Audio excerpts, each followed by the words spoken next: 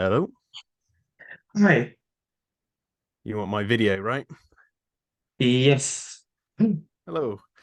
I'm just Hi. gonna see about blur my background. I think. Do you want the pterodome background? Would that be more interesting visually?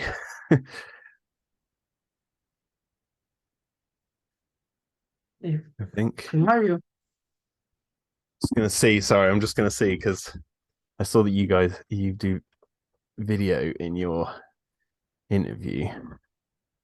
I haven't been able to test this yet, so I don't want the camera to fall.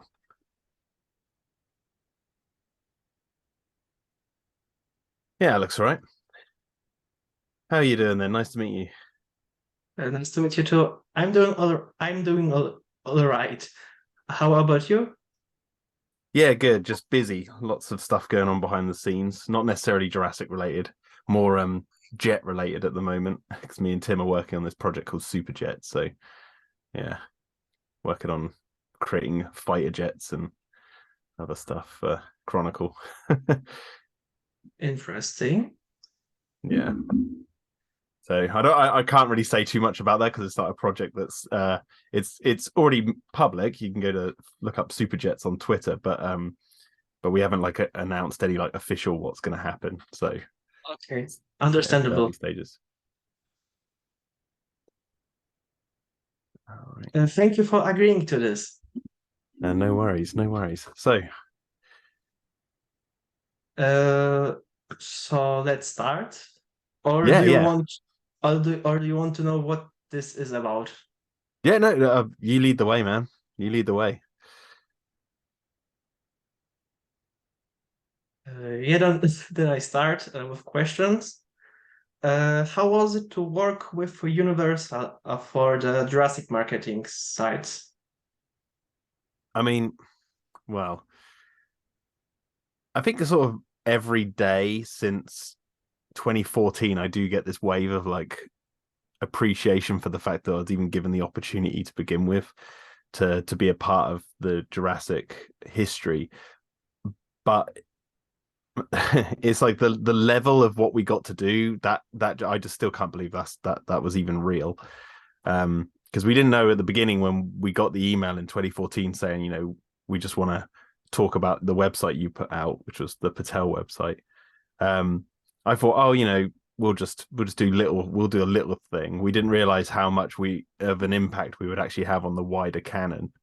And then obviously leading up to like what we did with the DPG, which really cemented lots of stuff even deeper. And then the Dino Tracker one was actually us making our own little mini Jurassic movies. So that was getting to actually play with the dinosaurs themselves was something that I really never dreamed of doing. But here we are, it's been an absolute dream come true. And I just hope that, if the road ends here, which we totally don't know yet.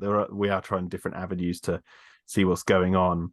I don't think Dino Tracker is going to continue for now. We've got they're concentrating on the 30th anniversary this year of Jurassic Park. That's what they're tailoring everything towards that now, in a post Dominion time. So I don't know if anything with Dino Tracker is going to come after that or anything.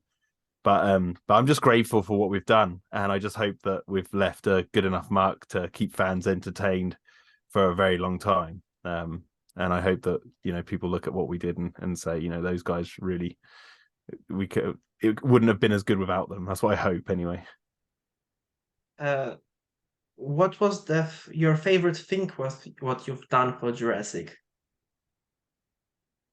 Hmm. Hmm. I think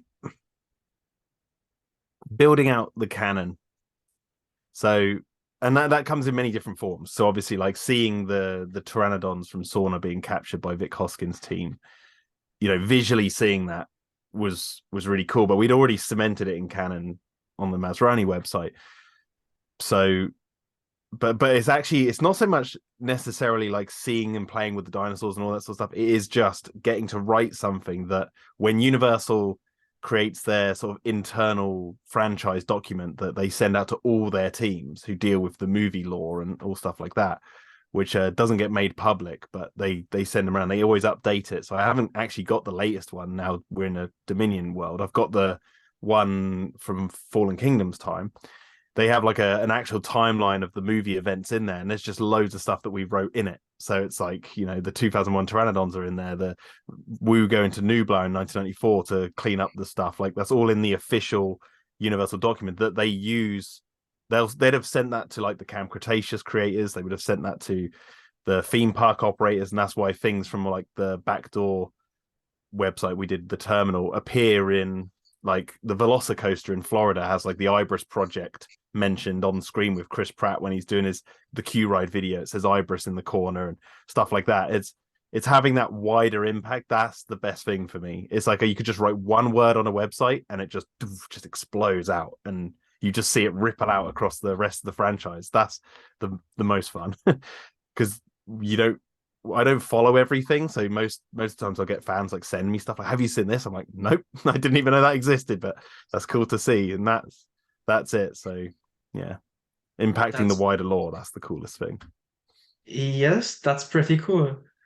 Mm. Uh, let's move on to your own series, Dino-Defenders Extreme. Mm. How was the idea for this series even born? Okay, so I might go on a bit of a tangent here, but it all accumulates here. So Dino-Defenders came about from like several different avenues uh coming together in my mind around the beginning, I believe, of 2017. So I would already before that been working on this, which I actually just tweeted about last night, actually, Jurassic World Regenesis. Me and Tim had this idea of creating an interactive web comic where you go on this website and you can turn the page and there's things on the page to click through and all this sort of stuff. And you know, we were trying to pitch that to Universal in the downtime between Jurassic World and Fallen Kingdom. And I was doing all the artwork for it with some help from Yaroslav doing backgrounds on some pictures. But it really put the bug in my head that I really like drawing, something I've done ever since I was a kid. Um, really like drawing, and storytelling is my absolute passion. I just love telling stories. So I got that bug in my head. I like telling stories and I like drawing, and I had that floating around in my mind. And then I was looking at the fandom of Jurassic and I was listening to what people were saying in it. And at that time, everyone was going, oh, we don't have an animated series for Jurassic. We don't have this is long before Camp Cretaceous, was known. It was probably in production, early production at that time, but like there was in the Jurassic fandom, everyone was saying the wider dinosaur media, there isn't anything catering to the older kind of demographic of Jurassic fans, the people like myself who grew up reading the first book and then watching the first movie at the cinema, and and having that kind of, for lack of a better term, the more adult edge to it than what you get in the movies, let's say, for Jurassic. And so that bug was in my head, like, oh, there's a gap in the market, basically, that's out there, the dino market. Obviously there's been like adult dinosaur stuff, but where it was coming from was more like a story tailored kind of like what Jurassic was trying to tell, the playing with genetics and all that sort of stuff. And then I watched I don't know if you've ever played the game Overwatch, but there's this like first person shooter game. I became obsessed with it at one point, like a lot of people did. I fell into the rabbit hole of playing this game religiously for like a summer. And whenever they had a character release, they always release these short films on YouTube. They're like almost Pixar quality animation. And I was watching those and I was like, I just really like this kind of art style, and I just really like the bright colors and that. And that kind of inspired me to go down. Like, I was like, oh, I should try and learn to draw a little bit more like that style. And then in 2017, Jurassic World Regenesis kind of fell off the radar because I was like, that I don't know if Google Web Designer's not working properly. I don't think we're going to get this through to Universal and all that sort of stuff. So we thought we'd just put that on the shelf. And then really, I was like, you know what?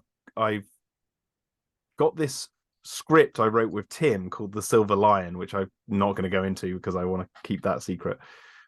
But I started animating that as in the sort of downtime from that. I was like, oh, I want to draw, I want to tell story, I want to do all this, that, and the other. I was like, oh, I'll start telling this script we've written. I'll start turning it into an animated storyboard. And then I was like, I started, because there's like the opening shot of Dino-Defenders of like the bird's eye view of the forest, and there's a river running through it. That originally was a road, and it was going to have a car going around it. But as I was painting it, I was like, oh, you know what?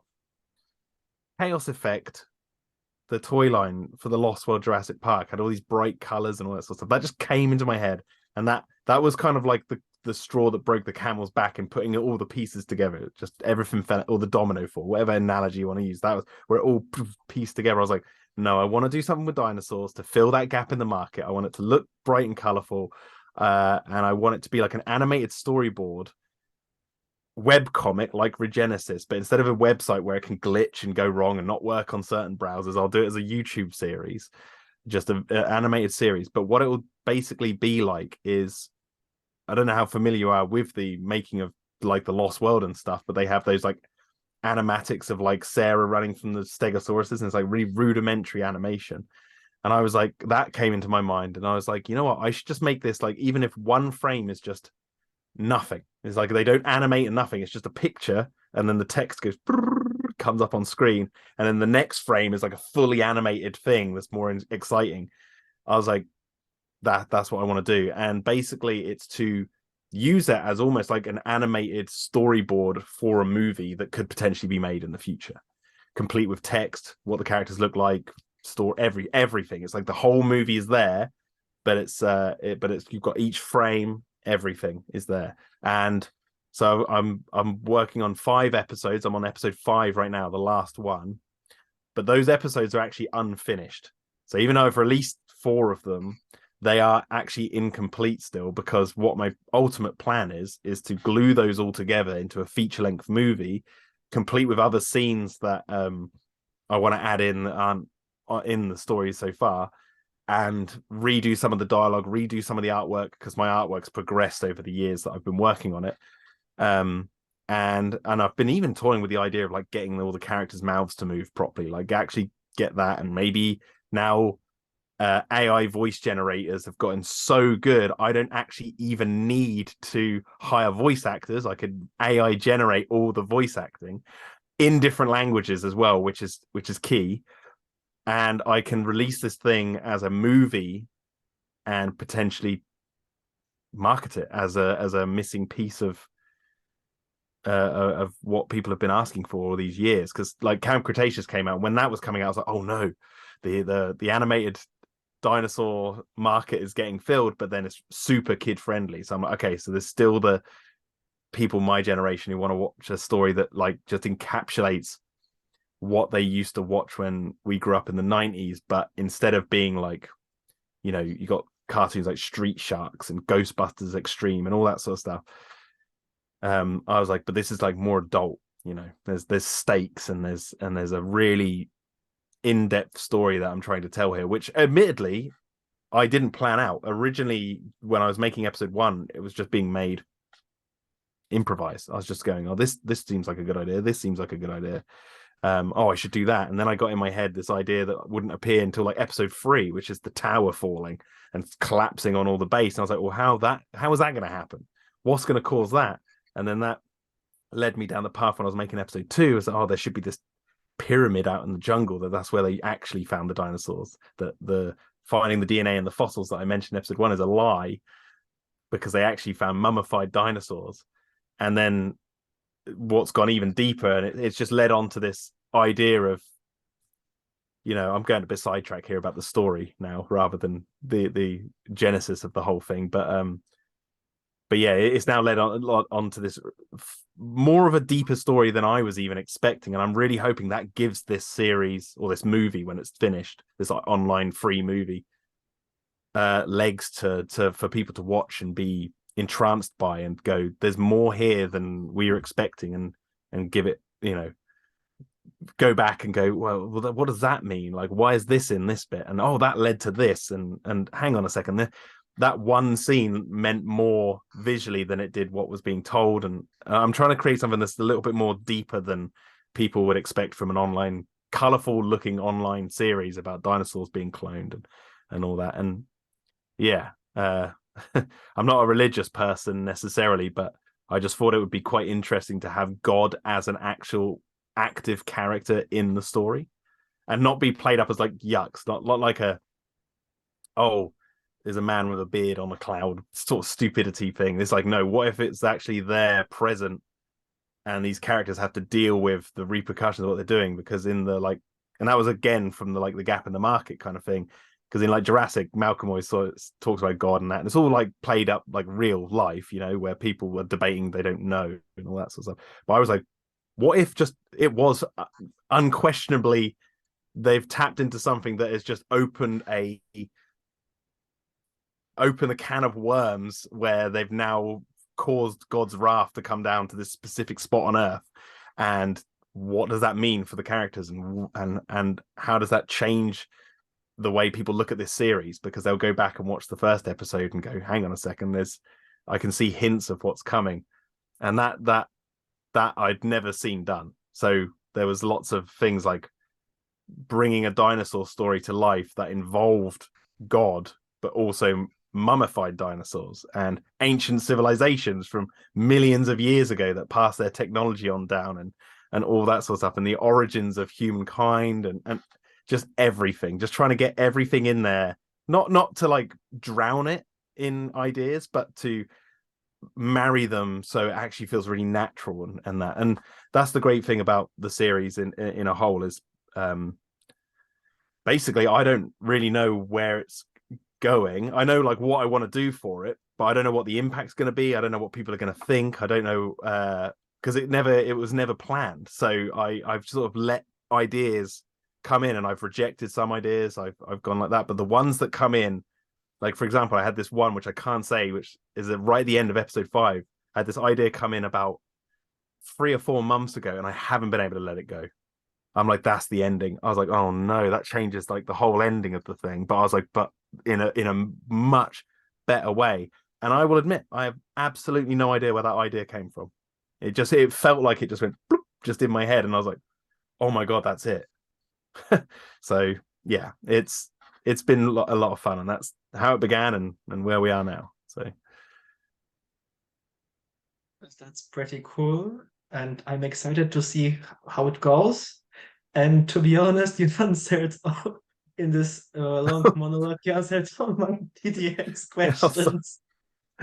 I'm sorry. Ask him anyway. Well, you get, because I know you probably, I don't know what you'll do with the video, but if you need to cut it up, I can always. So, no, it's all right. It's all good. Like I said, I like to Um, tell stories, so I am a bit of a waffler. I get that. And I could just sit here and listen to you.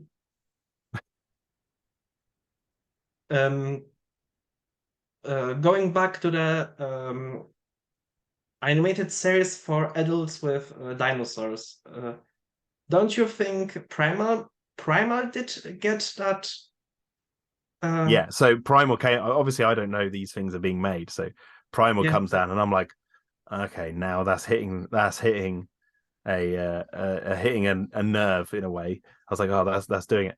There again, though, there is that's where there's a bit of a difference between what I'm doing and what they're doing. They're doing adult, as in like blood and guts and violence, and yeah, there's not to say the show doesn't have its sort of more heavy themes and stuff running through it, but they hit you over the head with like zombie dinosaurs and things being ripped apart and all this sort of stuff, and it's more like adult as in violent, whereas I'm talking about adult as in uh, aesthetics and concepts that will go over children's heads because they're not going to be thinking about that. Whereas, uh, that's why I have like the what is it? Is it the poisoning of Socrates painting? I can't remember the exact name of it now. Like in Rose's room, it's like going because that's an actual sort of play on what's actually happening in the series with Rose, summed up in a painting, in a Renaissance painting that's on her wall. It's that kind of thing. You wouldn't get that in Primal, but I wanted to put that in Dino-Defenders. But Dino-Defenders does have like its fun side and it has its silly side as well. but there's a lot of more deeper running things that I'm trying to put in there that will cater to people who may lock into that, because I'm a huge fan of movies that do that. Like, I don't know, are you familiar with the Alien movies? Of course. Yeah, so like a good example for me, like just to use as an example that's not in Dino Defenders, but what inspired it is things like in Alien, when they go into the computer for the ship, it's called Mother, and it's a round, warm room surrounded by all these blinking lights that make absolutely no sense. But it feels warm and round like a womb, and like a mother's womb, and you hear this breathing sound go. It makes absolutely no sense on a logical level, but it does on the thematic level of what the story they're trying to tell, because it's all about birth and you know, the violation of birth through the way the alien does it. And then when they see the space jockey, it's kind of like a dead fetus in an other womb. It gets a really dark thematic visual symbolism going on there, and it's that kind of stuff that I'm like, that hits a sort of an adult level that's above just the violence in Alien. You know, Alien gets its 18 certificate from in the UK because there's a guy who has a thing come out of his chest and there's blood everywhere, and that's like, okay, that's fair enough. But the lots of the other stuff, the stuff that goes in psychologically, but you might not even know you're processing it, is stuff like that, like the mother room. Like when I was younger and I watched that movie, I never questioned that. So there's the computer room that runs the ship. And then as you get older, you're like, oh, it's called Mother. Okay, because it's looking after them. I get that. But then you hear the breathing, and you're like, oh, okay. It's like he's sitting in a womb, and it's like it feels homely, and it's like that kind of psychological play. So I've tried to embed a lot of that kind of sort of, I call it adult because it seems it's more gets you thinking. So and I'm not saying kids can't watch it and think. I'm saying that that's what I'm trying to get them to do. It's like if they watch the series, they're like, this isn't how I was expecting it to go. Like, but then there is a scene where like a megalosaurus fights a robot. So I'm having my cake and eating it at the same time. You know. Uh, I would call it rather mature than adult, when you know what I mean. You know what? Say the word again. Sorry. Mature. Mature. Yeah. Yeah. More Sorry. mature. Sorry. Yes. Yeah. Exactly. No. Yeah. I get. Yeah. Mature adult. But yeah, that's what kind of what I mean. Yeah. Sorry. Probably used the wrong word, but yeah, more mature, more thought provoking. That's the aim I'm going for. Which originally I wasn't. Like when I started episode 1 and I started doing, I was like, I just want to make a fun, silly series about people running away from dinosaurs and all that sort of stuff. And then my storyteller brain kicks into gear, and I don't know when a project is going to become as big as it is. Like I didn't plan Dino Defenders to be as long running and as like expansive as it is now. I'm kind of glad it is. Because what's it been like 17, 18, 19, 20, 21, 22, 23? It's like near six years since I started this, and I'm still going. And it's probably going to take me a long time to finish it. So I've got a list of like all what needs completing in episode 5.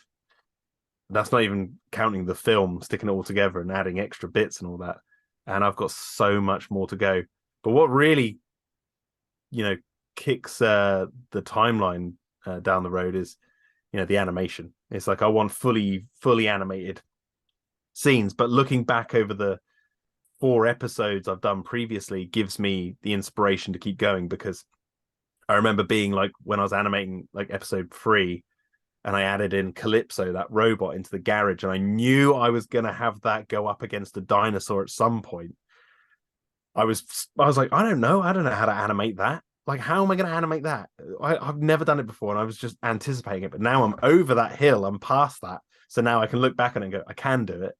So now I'm looking at episode 5, and it involves so much water animation that I'm like, okay, I've got to animate loads of water. All right. I don't know how to do the flowing, the splashing, the great like waves, and I'm like, I don't know how to do that. I'll get to it. But another Yes. thing is, like in the last episode, I got the idea to have like a shot that's all done in CG, and then animate over the CG with 2D. And that didn't come along until like I started episode 4, and I was like, I want that one shot that is like you get it in Disney films where they have like one shot that's all CG and they've animated over it in the early days of Disney. Like Beauty and the Beast, there's that ballroom scene where the camera like spins around from the roof and the whole environment's done in CG, but the characters animated on the floor. So then I did that shot of the hunter running away from the Megalosaurus as it smashes through the building and chases him and then goes around the corner and eventually eats him. So Zool, created with Wedge designing it on my Discord, came up with the look of the inside of the Petri dish. And then I told him the camera pan I wanted. And I didn't know I could do it. But then I look back now and I'm like, you did that. Now, I don't know if I want any more 3D shots in episode 5. I don't think I do. But if I did, I know I could do it. So it's just yeah, it's just challenging myself. I'm like, oh, what can I do this time? So yeah, new episode is all water, animating water, making different types of water as well, not like heavy water and light water and splashes. And oh, it's going to be such craziness. But that's what's going to make it take a long time. So yeah. I wanted to ask when you think it will be finished, like in 3 years? I would say hopefully within 3 years. Yeah, I would hazard a guess if I keep going the way I am now, it likely might be finished this year. Whether it's released this year is another thing because it's got to go off to get the music scored and stuff like that. And I got to do all the dialogue. The dialogue actually doesn't take that long. Even though because I do everything backwards, so I'll like paint frames and I don't know what they're saying until I've got all the frames lined up, and then I'm like, right, what should they be saying in this scene? Okay, they'll be saying this, and then how does that relate to the last scene? And then I've got to plan it out that way, which is the complete wrong way of doing it. You should write the script first and then paint the scenes around the dialogue. But no, I wanted to make it difficult for myself. So, and I've noticed watching the other 4 episodes back that some of the dialogue I want to change. Some of the dialogue's really badly written in parts. I'm like, oh god, I'll change that. So when I do the final film, that is the official release of Dino-Defenders in its entirety, complete. And so then I'll say that if you watch the old episodes that are split up, which are out there now, they are still part of the making of. They're not actually finished yet. So yeah. I just wanted to put those out there to get people more interested in the project and get eyes on it and yeah, all that sort of jazz. So And I think you managed that. There are plenty of people who are enjoying the show. Yeah, I've seen people modding dinosaurs in Jurassic World Evolution to look like the ones I've done, and fan artwork I get. I think it's admittedly, it's kind of dipped down a little bit recently because I took a big step back for Dino Tracker. To work on that, so I stopped for the most part really promoting it, but since rejoining Twitter, I'm building it back up because I want to, when episode 5 is going to be released, because it's the final one, I really want to do a big like marketing push, so try and get as many people excited about it as possible. Yeah, we'll see how it goes though.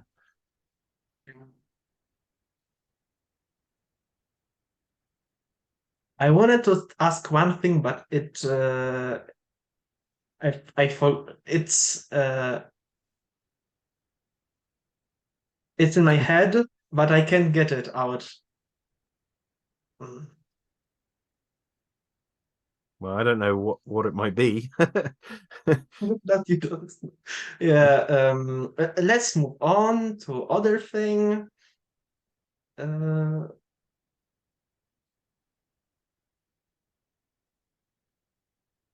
I don't know how to say that in English. What does it entail? I might be able to get around it if you. What's it around? Mm. Oh, I got it. After Dino-Defenders, do you plan on doing another animated thing? Not at the moment. But because I'm a very creative person, I can't help but get ideas in my head. One of the ideas was to animate the book that I self-published years ago. like actually turn that into a visual story so people can actually see what I had in my head when I was writing it.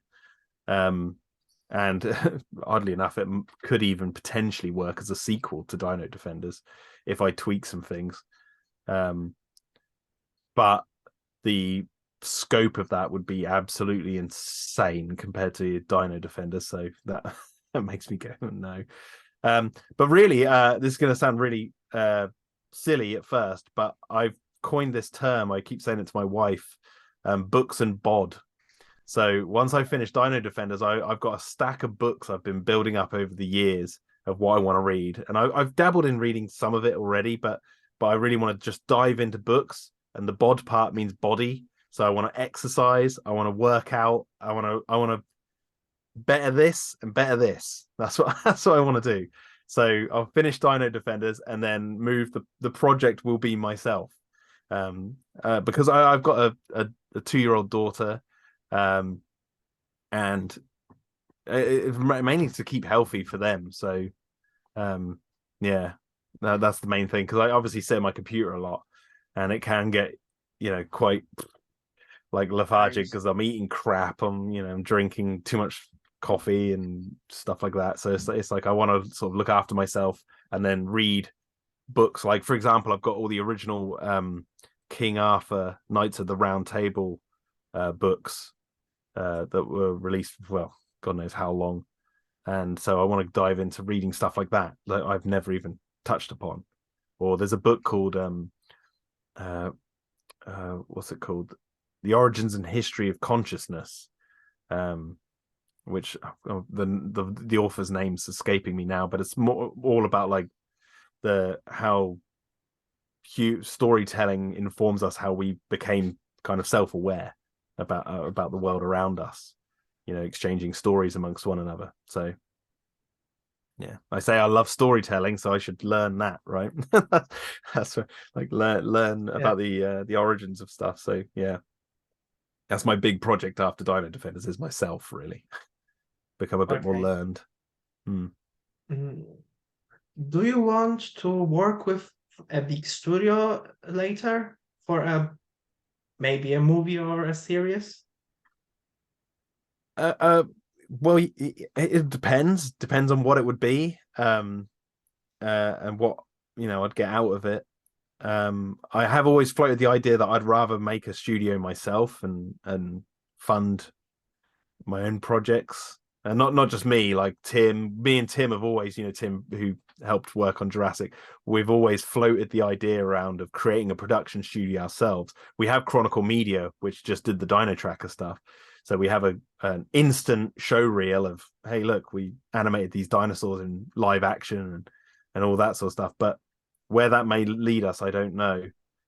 We've got ideas for stories. We actually got one for a Jurassic story that we're actively right now trying to connect with the right people at Universal to work with, because we'd love to pitch them the story.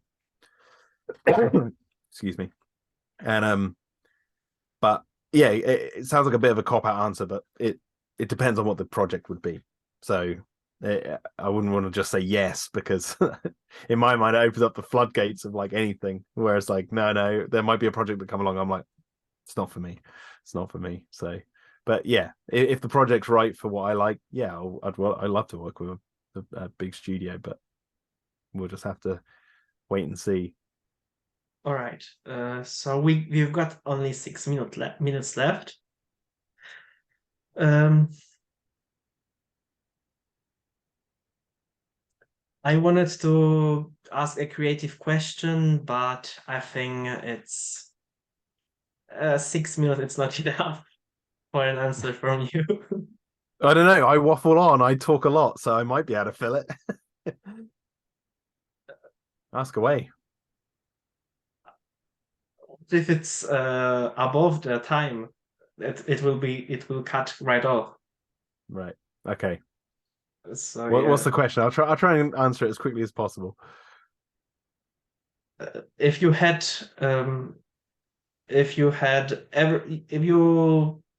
every IP to choose from, do everything you want with those IP, even more with one, what would you do? I would make a sequel to Alien Covenant. 100%. I want to know what happened to David, the android. I want to see what happens. I want that trilogy. Ridley Scott started with Prometheus, Alien Covenant. I want that third film because I think those two films are, they're not obviously not perfect, but they're telling a story that I just was just so what I love. And I was like, oh, I want more of that. And it's such a shame that things worked out that it doesn't look like we're going to get that thing unless the series they're working on reveals it, that Ridley Scott's actually producing, answers it. But I'd rather a film. So that's what I would do. If I had any IP, it'd be the Alien universe because I love the Alien universe. And yeah, I would do the sequel to Alien Covenant. I also want that storyline to end. Mm. Uh, It's more oh, just to find out what happened to David and what all those people he went off into space with, all those aliens. Like, yes, and see and justice. exactly. And there's also one film in the making for Hulu out with Ridley. Yeah, so I mean, I'm curious, but I'm not like they haven't Yeah, got me very excited at the moment. As a long-term Alien fan, I'm a little bit like, I get you're you. gonna have to do a lot more because I'm just fearful that they're just gonna go down the route of doing Marines, shooting aliens, Mm, emulating what we've already seen before. Whereas what Ridley was pushing with the prequels was totally different, totally new. yes. Obviously, they had a moment like towards the end of Covenant where it kind of fell into the old alien tropes. You know, you got to blast out into space in the airlock, but the story they were telling was genuinely fresh and felt new. And David was such an engaging character as a villain, as like an anti Ripley, that I was like, Yes. I like it. I like it a lot. But it's just a shame that yeah, we don't know what's going to happen. Yeah. Okay, so it's 3 minutes left. Thank you for being here. Thank you for wanting to be a guest on the show. Uh, I'm glad you make it, and I'm excited from see what you do with Dino-Defenders, and we might talk another time. Thank you for inviting me on. And yeah, I'm sorry I took up all your questions with one answer. I just All good. I do tend to do that. My brain works like that. I'll just talk about one thing, but I always tell myself that they want to hear all the context, right? Because what you're about to say will, without context, won't make any sense. So then I have to apply the context, and then when I apply that context, that opens up, and I'm doing it now. That's what happens. So. It's all good. It was nice to sit here and listen. Yeah. Very interesting story. It was very interesting story. I could just sit here, let you talk about everything, and it'll be just you. Well, I will say this actually, just as a final point, because I can see the time at the top there. That I will go into like the Dino-Defenders once it's all said and done. I want to do a more talk about what I was going for with it, and I've got to choose wisely because there's a lot of things I want to leave for people to work out. I don't want to just tell like this is browbeat, like this is what it means. This is what I was going. I don't want to do that, but I want to say like this was inspired by this. This is in intro. Like if you think about this shot, you know, you might unravel some things for you. Or what does this certain shot? What does that tell you? What does that open up? What's your interpretation of that? Because I don't have one, but you know what's the audience's interpretation. So I will do that kind of stuff. So um like commentaries and that this that and the other. So yeah, there's more content to come afterwards. So maybe after the movie is out, we'll do another one. Yeah, sure, by all means. You know how to contact me. Yeah. So thanks again, and have a nice evening. You too. And thank you very much. And we hear from each other probably. Yeah, definitely. Thank you very much. Bye. Bye.